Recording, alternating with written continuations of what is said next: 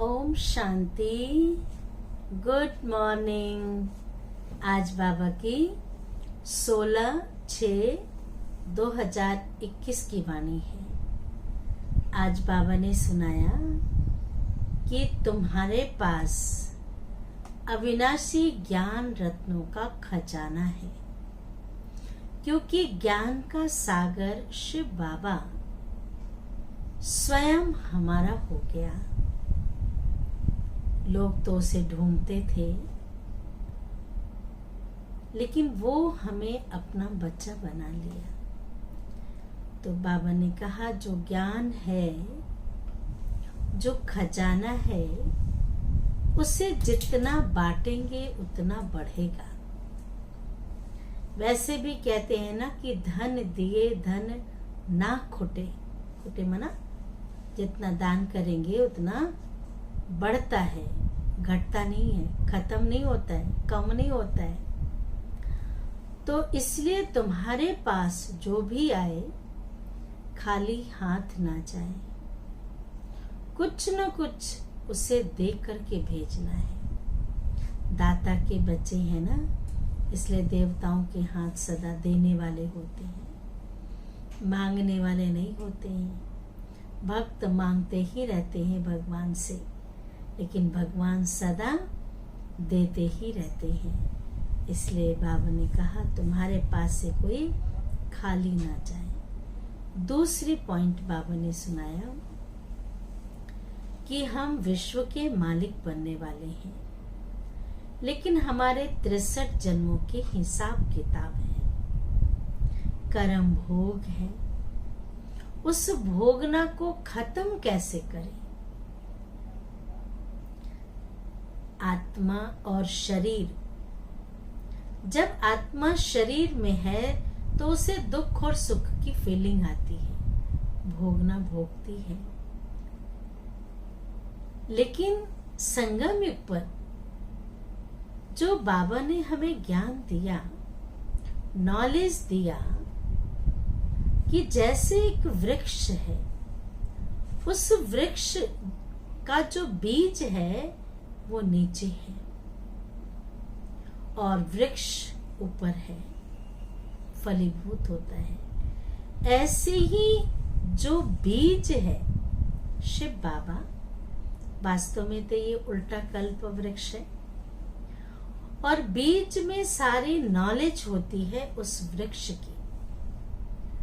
तो बाबा ने कहा कि आप त्यागी तपस्वी आत्माएं इस सृष्टि रूपी कल्प वृक्ष के जड़ में बैठे हो। आपको नॉलेज भी है, समझ भी है, और समझ के आधार से इस वृक्ष के नीचे बैठ करके अपनी सब मनोकामनाएं पूर्ण करते हो। मनोकामनाएं क्या है? कहते भी हैं कि अगर कल्प वृक्ष के नीचे, पीपल के पेड़ के नीचे, कल्प वृक्ष के नीचे बैठ करके जो संकल्प करो वो संकल्प पूरे होते हैं, अच्छा भी और बुरा भी। एक बार एक व्यक्ति बहुत थका हुआ था, थकते चलते चलते एक जंगल में पहुंच गया। वहां इतना थक गया था कि एक वृक्ष था, वहां बैठ गया। बहुत थका हुआ था, भूख भी लगी थी, प्यास भी लगी थी। तो उसने बोला, संकल्प किया, बहुत जोर से भूख लगी है, अगर भोजन मिल जाता तो मजा आ जाता। भोजन की थाली उसके सामने आ गई, भोजन कर लिया। भोजन के बाद कह रहा, पेट तो भर गया, अगर यहाँ बिस्तर लग जाता ना तो मैं आराम से सो जाता। बिस्तर लग गया। जब वो सोने लगा तो सोचा कि इतने घने जंगल में हूं, कहीं शेर ना आ जाए। और शेर हाजिर हो गया। जब शेर आया तो उसने कहा, ये मुझे कहीं खा न जाए, और वो उसने संकल्प पूरा किया। ऐसे ही अगर आप इस कल्प वृक्ष के नीचे बैठे हैं, तपस्या कर रहे हैं संगम युग पर, तो जो संकल्प करेंगे, अच्छा करेंगे तो अच्छा भी पूरा होगा, बुरा करेंगे सोचेंगे तो बुरा भी पूरा होगा। अगर हम संकल्प करते हैं, मैं मास्टर सर्वशक्तिवान, परमात्मा हमारे साथ है, हम ज्ञान के, शांति के, सुख के स्वरूप हैं, क्योंकि सागर हमारा पिता है। अगर हम दूसरा नेगेटिव संकल्प करते हैं कि कहीं माया ना आ जाए, कहीं कोई परिस्थिति ना आ जाए, कहीं माया खा ना जाए, कहीं हमें विचलित ना कर दे, तो ये वही विचार आ रहे हैं जो उस व्यक्ति को उस वृक्ष के नीचे आया, शेर का संकल्प आया, शेर आया और खा गया। ऐसी माया खा जाती है। इसलिए इस चीज का विशेष ध्यान रखेंगे। अभी हम सुनेंगे बाबा की वाणी। मीठे बच्चे, तुम्हारे पास अविनाशी ज्ञान रत्नों का अथाह खजाना है, तुम उसका दान करो। जो खजाना है उसे दान करो। तुम्हारे दर से कोई भी वापस नहीं जाना चाहिए। दर पर आकर खाली हाथ जाए नहीं, दान करो। प्रश्न है, सर्व संबंधों की सैकरीन बाप अपने बच्चों को कौन सी श्रीमत देते हैं? सर्व संबंधों की सैकरीन बाप अपने बच्चों को कौन सी श्रीमत देते हैं? जिसका उत्तर है, बहुत सुंदर उत्तर है, मीठे बच्चे, अपना बुद्धि योग सब तरफ से हटाए, एक मुझे याद करते रहो। सब जगह से हटाकर मुझे याद करते रहो। दुनिया की कोई भी वस्तु मित्र संबंधी, दुनिया की कोई भी वस्तु मित्र संबंधी आदि याद ना आए। क्यों याद ना आए? क्योंकि इस समय सब दुख देने वाले हैं।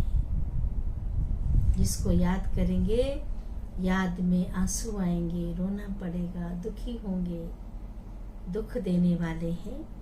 विश्व का मालिक बनना है, विश्व का मालिक बनना है तो जरूर 63 जन्मों का हिसाब किताब चुकतो करने की मेहनत करनी पड़ेगी। हिसाब किताब चुकतो करने की मेहनत करनी पड़े। हिसाब किताब तो है ना, किसी न किसी के साथ तो जुड़ा हुआ है। जरूरी नहीं कि एक जन्म का है, 63 जन्म है। किसी न किसी कोई संबंध में, पिता के, पुत्र के, पति के, पत्नी के, भाई के, बहन के, कहीं न कहीं हिसाब किताब जुड़ा हुआ है, जो इस लास्ट जन्म में भी किसी न किसी रिश्ते में जुड़ गए हैं और वो हिसाब किताब चुकतो कर रहे हैं। जिस दिन हिसाब किताब चुकतो हो जाएगा, आत्मा शरीर से डिटैच हो जाएगी। तो बाबा ने कहा 63 जन्मों का हिसाब किताब चुकतो करने की मेहनत करनी पड़े। सब कुछ भूल अशरीरी बनो, तब हिसाब किताब चुकतो हो। मैं सर्व संबंधों की सैकरीन हूँ। शिव बाबा कह रहे हैं कि मैं सर्व संबंधों का सैकरीन हूँ। जो संबंध चाहिए, जो रिश्ते चाहिए, वो मेरे साथ जोड़ो, तो मैं सर्व रिश्ते निभाने के लिए तैयार हूँ। धारणा के लिए मुख्य सार है, बाप ने जो अथाह धन का बाप ने जो अथाह धन दिया है, धन कौन सा? ज्ञान का धन। जो धन दिया है उसे धारण कर स्वयं भी साहूकार बनना है और सबको दान भी करना है। उस धन का दान करना है, स्वयं भी साहूकार बनना है और दूसरों को भी दान करना है। जो भी आए उसकी झोली भर देनी है, कोई खाली हाथ ना जाए। दूसरी पॉइंट है, बाप की याद से ही कल्याण होना है। किसी की याद से कल्याण नहीं होना है, बाप की याद से ही कल्याण होना है। इसलिए जितना हो सके चलते फिरते बाप की याद में रहना है। सर्व संबंधों की रचना एक बाप से लेनी है। वरदान है, बहुत सुंदर वरदान है। बाबा ने कहा, सारे वृक्ष की नॉलेज को स्मृति में रख, तपस्या करने वाले सच्चे तपस्वी सेवाधारी भव। जिसका विस्तार है, भक्ति मार्ग में दिखाते हैं कि तपस्वी वृक्ष के नीचे बैठ कर तपस्या करते हैं। इसका भी रहस्य है। आप बच्चों का निवास इस सृष्टि रूपी कल्प वृक्ष के जड़ में है। इस सृष्टि रूपी कल्प वृक्ष की जड़ में है। वृक्ष के नीचे बैठने से सारे वृक्ष की नॉलेज बुद्धि में स्वतः रहती है। तो सारे वृक्ष की नॉलेज स्मृति में रख, सारे वृक्ष की नॉलेज स्मृति में रख, साक्षी हो, इस वृक्ष को देखो। तो यह नशा खुशी दिलाएगा और इससे बैटरी चार्ज हो जाएगी। फिर सेवा करते भी साथ साथ सेवा करते भी तपस्या भी साथ साथ रहेगी। स्लोगन भी बहुत सुंदर है। तन की बीमारी कोई बड़ी बात नहीं है। तन की बीमारी कोई बड़ी बात नहीं है, लेकिन मन कभी बीमार ना हो। मन तन को भी बीमार कर देता है। अगर तन बीमार है, मन ठीक है तो तन को ठीक रखेगा। लेकिन मन बीमार है, तन ठीक है, लेकिन मन की बीमारी तन को भी परेशान कर देगा। सिर में दर्द, कुछ काम करने का दिल नहीं करेगा, परेशान परेशान से रहेंगे। इसलिए मन को ठीक रखना है। अच्छा, ओम शांति, ओम शांति, ओम शांति।